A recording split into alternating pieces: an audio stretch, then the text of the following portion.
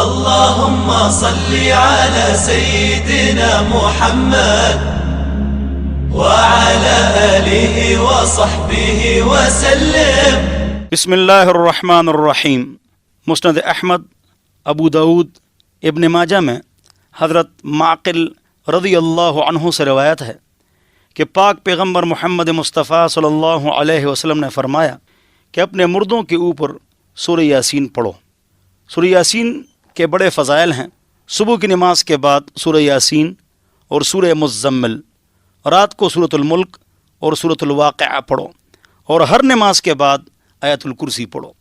جو ہر نماز کے بعد آیت الکرسی پڑھے گا، نسائی شریف، تو اس کے اور جنت کے درمیان موت حائل ہے. اور جو آدمی سورۃ الملک پڑھے گا، قبر کا عذاب نہیں ہوگا. سورہ مزمل پڑھے گا، اللہ عزت عطا فرمائے گا. سورہ یاسین پڑھے گا، اللہ رب العزت اس کی حاجات کو پورا فرمائیں گے. اور سورہ واقعہ مغرب کے بعد یا سونے سے پہلے اللہ مال میں برکت عطا فرمائیں گے. 3 مرتبہ قل هو اللہ احد، پورے قرآن جتنا ثواب ملتا ہے.